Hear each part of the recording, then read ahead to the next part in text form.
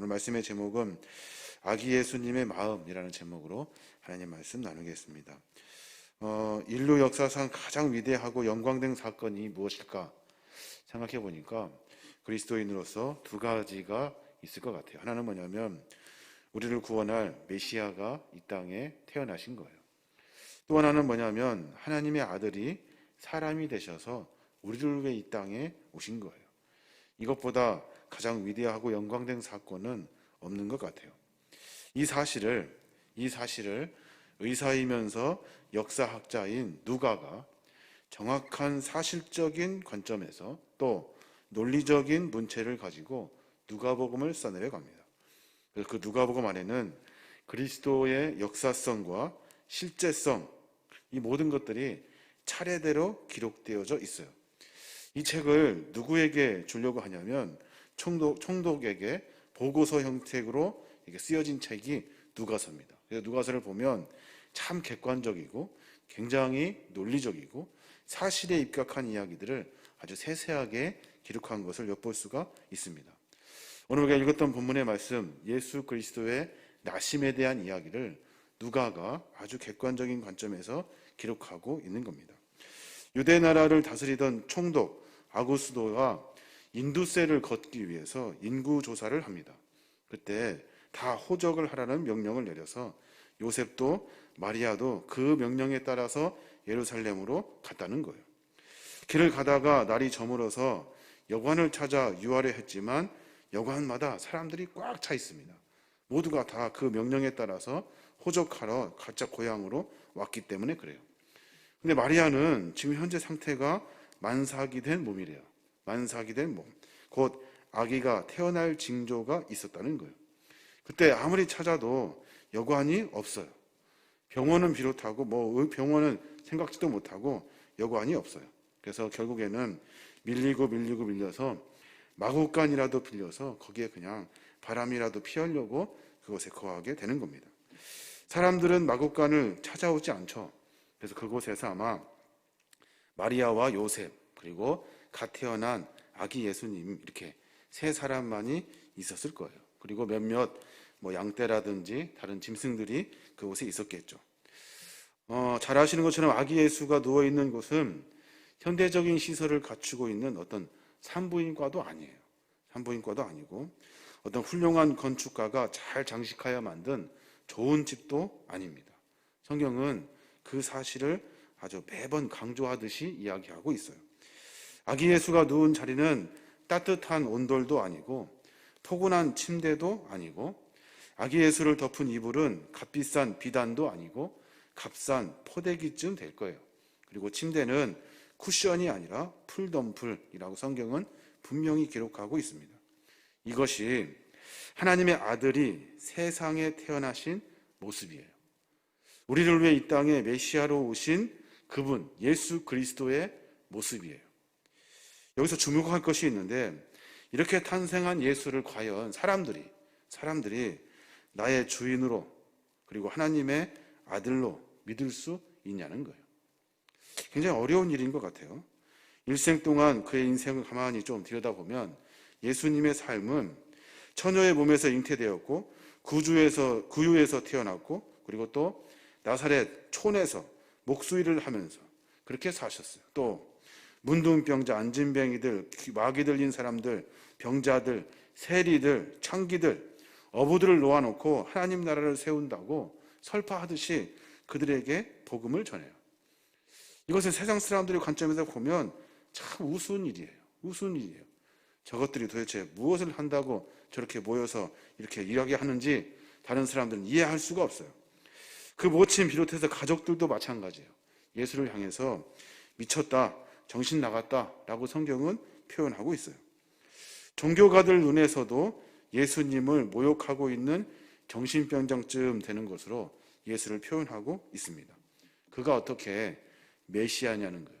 그가 어떻게 하나님의 아들이냐는 거예요. 그래서 사람들은 다 같이 이야기하죠. 그를 십자가에 처형하라고. 마지막에 결론적으로 십자가에 처형하라고 소리를 칩니다. 근데 이 소리가 하나도 이상하지가 않아요. 정상적인 소리예요. 모든 사람들이 생각할 때 그 소리는 정상적인 거예요. 지극히 정상적인 이 바보 같은 사람의 탄생 이야기, 그 이야기가 어떻게 기쁜 소식이 됩니까? 이것이 어떻게 영광입니까? 이것이 어떻게 평화가 될 수 있습니까? 사람들이 볼 때는 예수 그리스도의 탄생은 인간 수준에도 미치지 못하는 아주 형편없는 모습이에요. 수천 년 동안 유대인이 기다렸던 메시아는 그렇게 오면 안 되는 거예요. 그렇게 오면 그들이 그분이 메시아라고 했다 한다면 아마 그들의 생각대로 천군 천사를 거느리고 가이사의 왕자보다 훨씬 큰 영광의 모습으로 그 왕자를 뒤집어 엎고 그 자리를 차지했어야 하는 거예요. 그런데 하나님의 왕이신 예수 그리스도, 하나님의 아들이신 예수 그리스도는 초라하기 짝이 없는 아주 형편없는 말구유에 화려하지도 않은 그저 천대기 강부에 쌓여서 태어나신 거예요. 말구유에 누인 아기가 온 인류를 구원하실 메시아라는 것을 도대체 누가 믿겠습니까? 아마 아무도 믿지 않을 거예요. 그런데 천사들이 그 이야기를 목자들에게 전해줘요. 목자들에게 그 이야기를. 여러 가지 이야기가 있지만 오늘 11절 12절에 보면 오늘날 다윗의 동네에 너희를 위하여 구주가 나셨으니 곧 그리스도 주시니라. 너희가 가서 강보에 쌓여 구유에 누이신 아기를 보리니 이것이 너희에게 표적이니라 라고 말씀하셔요. 이 이야기를 왕이나 힘을 가진 사람이나 돈을 가진 사람들에게 전해주시지 않으셨어요. 이 이야기를 목자들, 가난한 목자들, 허드렛 일을 하는 목자들에게 말씀하셨다는 거예요. 우리 여기서 아기 예수님이 말구유에 태어나신 것과 그리고 어떤 지식인들, 권력자들에게 나타나지 아니하시고 천한 천민들에게 나타났다는 것을 주목할 필요가 있어요. 이거는 하나님의 마음이에요. 하나님의 마음. 하나님이 어떻게 우리를 생각하고 계시는지에 대한 마음이 그 속에 들어 있는 거예요. 지배하고 권력을 쟁취하고 사람들을 위해 군림하는 자들에게 예수님은 관심이 없어요. 예수님은 가난하고 천하고 힘이 없고 연약한 자들에게 관심이 있으신 거예요.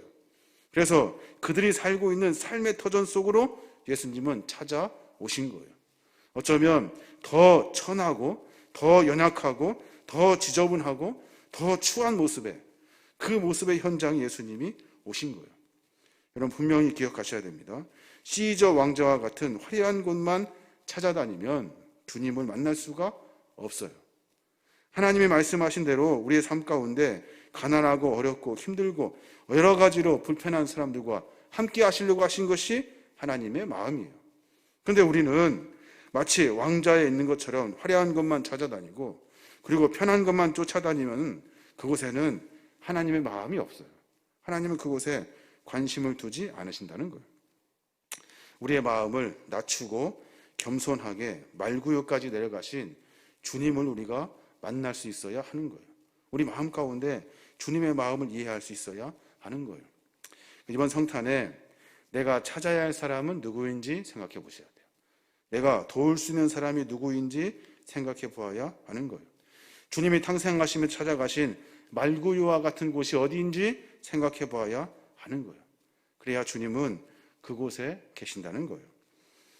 필립 매드 헤스트라는 작가가 있습니다. 그 작가가 방이 없습니다라는 그림을 그렸어요. 그 그림을 한번 화면을 통해서 같이 봤으면 좋겠는데 이 그림을 가만히 보면 요셉과 지친 마리아의 모습이 있습니다. 근데 거기에 부쩍대는 사람들의 모습을 표현하고 있어요. 그 사람들의 표현을 이렇게 자세히 들여다보면 모든 표정 가운데 무언가 감춰놓고 있어요. 무언가 감췄어요. 그리고 그 표정을 가만히 들여다보면 거부하고 있어요. 예수님을 거부하고 있는 거예요. 예수님이 머무실 숙소인데 방이 없다는 참 신기한 이야기를 합니다. 그가 누굽니까? 메시아인데도 하나님의 아들인데도 인간은 그분을 거부해버려요. 하나님, 예수님 여기에 오시지 마십시오. 여기 오시지 마십시오. 이렇게 말하고 있는 거예요. 평화의 왕이고 무죄하신 하나님이시고 또 하나님의 아들이신 분이 세상에 왔는데 사람들의 마음은 그를 영접한 마음이 전혀 없어요. 왜 그럴까요? 마음이 딴 곳에 있기 때문에 그래요. 어느 곳입니까? 세상의 부귀와 영화 이런 거에 관심이 있기 때문에 그래요. 요한은 이 세상의 사람들의 상황을 요한복음 1장 11절에 그렇게 표현해요. 자기 땅에 오매 자기 백성이 영접하지 아니하였으나, 이렇게 말씀하셔요. 자기 땅에 오셨어요. 하나님이 자기 땅에 오셨거든요. 그런데 자기 백성들이 영접하지 않는 거예요. 마치 포도원 주인이 그 아들을 보내서 포도원 그 소작농들에게 싹을 받아와라 했을 때, 그때 포도원에서 일하던 사람들이 그 아들을 잡아다가 두들겨 패서 죽여버려요. 그것처럼 전혀 주인의 마음을 이해하지도 생각하지도 않는 농부들의 이야기를 성경은 분명하게 이야기하고 있고, 메시아의 오심을 우리에게 말씀하시면서 우리에게 분명히 말씀하셔요. 하나님의 마음을 분명히 이해해야 된다고. 근데 우리는 어떤 마음을 갖고 있냐고 성경은 우리에게 말해주고 있는 거예요. 모두가 그렇게 기다렸던 메시아가 탄생했잖아요. 근데 구주를 환영한 사람은 목자들 몇 명뿐이에요. 참 이것이 성경이 참 아이러니하게도 그렇게 이야기를 풀어가고 있는 거예요. 천사들이 예수님의 탄생 소식을 목자들 몇 명에게 전해요. 누가복음 2장 10절에 뭐라고 합니까? 천사가 이르되 무서워하지 말라. 보라, 내가 온 백성에게 미칠 큰 기쁨의 좋은 소식을 너희에게 전하노라 이라 라고 말씀하셔요. 천사가 이르되 무서워하지 말래요. 걱정하지 말아라. 온 백성에게 미칠 큰 기쁨의 좋은 소식을 허드렛 일 하고 있는, 양이나 치고 있는 목자 너희에게 먼저 전해줄게 라고 말씀해주고 계시는 거예요. 목자들에게 말해 주었다는 거예요. 여기서 볼 수 있는 것처럼 하나님의 기쁨의 좋은 소식을 선포하는 것은 인간의 마음속에 담아있는 어떤 부귀와 영화도 아니고 왕궁도 아니고 회담의 장소도 아니에요. 연약하고 가난하고 비천하지만 삶 가운데 힘들게 살아가지만 그 마음 가운데 하나님을 사모하는 마음, 그 마음이 있는 사람들에게 주님은 찾아가신다는 거예요. 주님은 사람이 볼 때 낮고 천한 자들을 위해 오신 거예요. 높고 화려한 자들을 위해 오신 것이 아니에요. 그들에게는 삶의 애환이 있고 삶의 아픔이 있고 애통이 있고 참회의 눈물이 있는 자들에게 주님은 찾아와 주시는 거예요. 예수님께서 원하시는 것은 부한 사람들의 응접실이 아니라 지위와 명예와 권세를 노래하는 상층계층의 그 귀빈상들이 아니라 가난하지만 착취당하지만 억압을 당해서 자기의 죄를 회개하고 원통해하면서 고통의 삶을 살고 있는, 하나님을 향해서 그래서 눈물을 흘리는 가난한 자들 속에 하나님은 임재하시기를 원하시는 거예요. 그게 하나님의 마음이라는 겁니다. 누가복음 6장 20절에 보면 그런 말씀이 있어요. 예수님은 제자들을 보시며 이렇게 말씀하셨다. 가난한 너희는 행복하다. 하나님의 나라가 너희 것이다 라고 말씀하셔요. 이 본문을 어떻게 이해하십니까? 가난한 너희는 행복하대요. 자, 현대어 성경으로 읽어드렸는데 가난한 사람은 행복하대요. 가난한 사람은 어떻게 행복할 수 있을까요? 어떻게 그들이 하나님 나라를 소유할 수 있을까요? 여기서 말하는 가난이 뭡니까? 여기서 말하는 가난은 세상에 착취와 권력과 권세를 누리기 위해서 다른 일을 해야 하는 사람들이 아니라 어렵고 힘들지만 어려운 사람들을 돌보는 제자들의 삶에 대한 이야기를 하고 계신 거예요. 예수님께서 하나님 나라를 위해서 일하실 때 제자들에게 하신 말씀이거든요. 너희들 가난해질 거야. 그런데 너희들은 행복하다.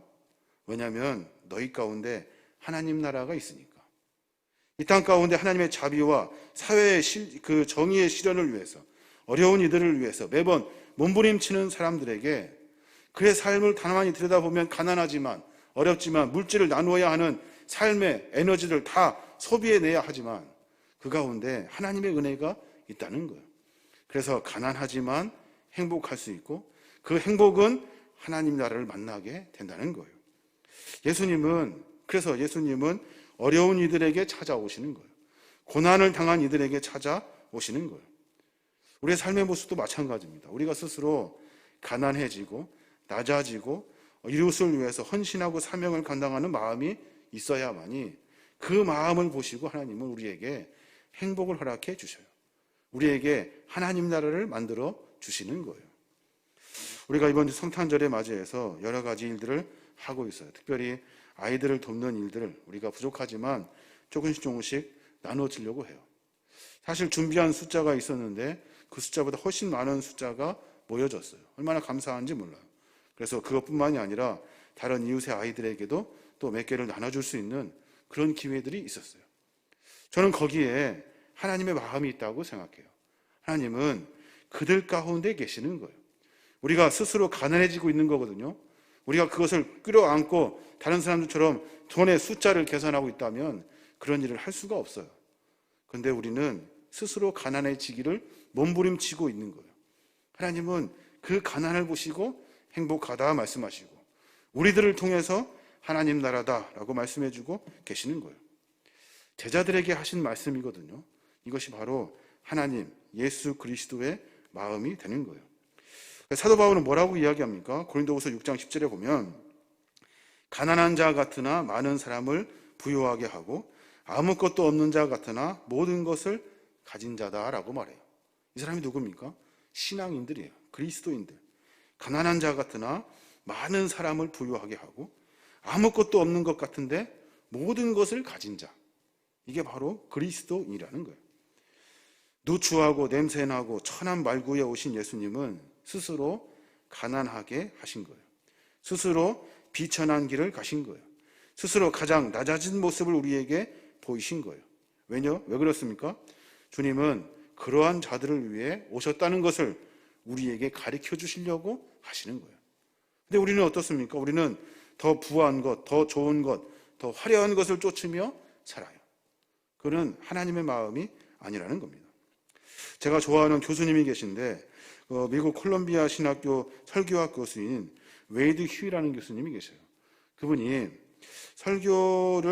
설교학에 대해서 여러 가지를 정리하면서 설교를 준비하는 방법들에 대해서 가장 쉽고 아주 간략하게 설명해 주신 분이에요. 제가 그분의 책을 여러 번 이렇게 읽게 되는데 그분이 하신 설교 중에 그런 설교가 있어요. 누가복음 16장을 가지고 설교하신 건데 부자와 나사로의 비유를 들어서 말씀하셔요. 설교 제목이 뭐냐면 풍요 속의 빈곤이에요. 여러분 많이 들어보셨죠? 풍요 속의 빈곤. 여기서 풍요 속의 빈곤의 설교를 하시면서 그런 말씀을 하셔요. 나사로 이야기거든요. 나사로가 죽어서 하늘에서 누리는 풍성한 복을 설명하고 있어요.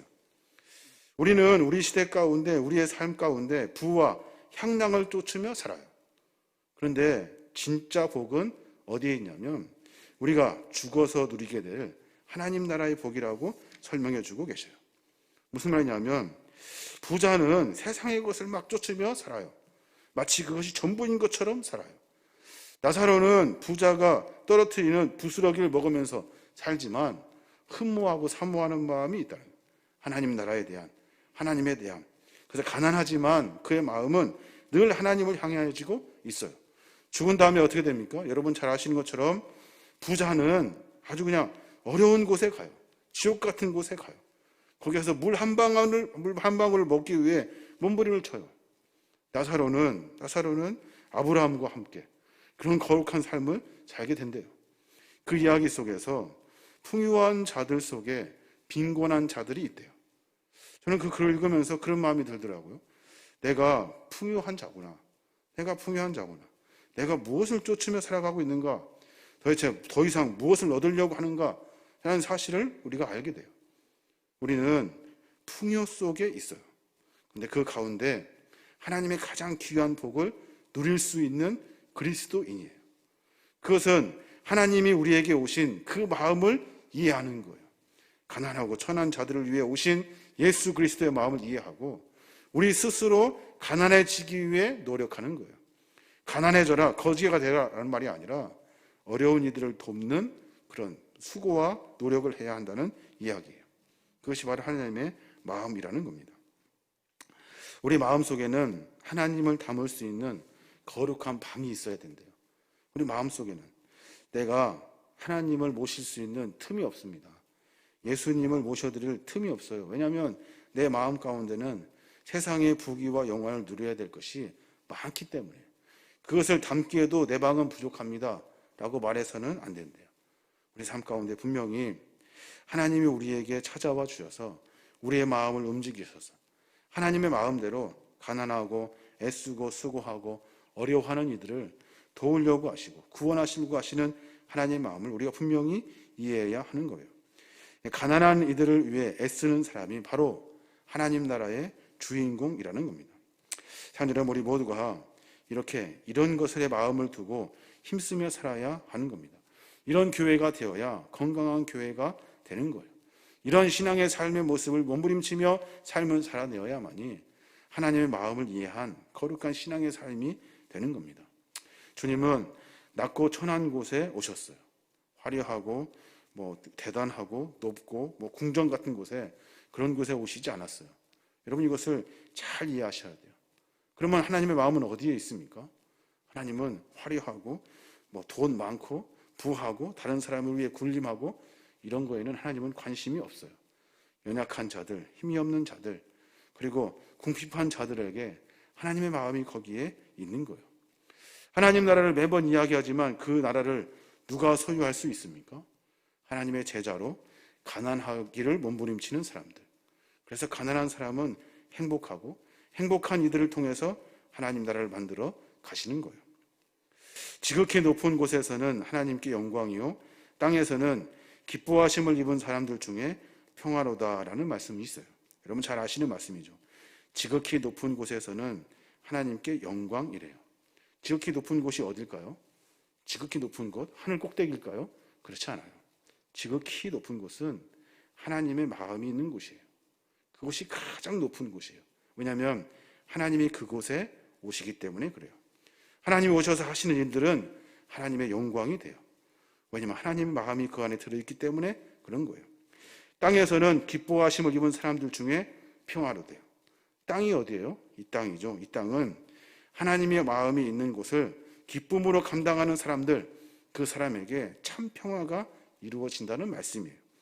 우리 모두가 다 이런 믿음의 삶을 살아야 될 줄로 믿습니다. 이제 내일이면 24일 성탄 축하의 밤이고, 또 25일은 성탄절이고 연말연시를 보내고 있습니다. 또 코로나19로 인해서 우리가 모일 수도 없고 함께 예배할 수도 없는 그런 상황이 되었습니다.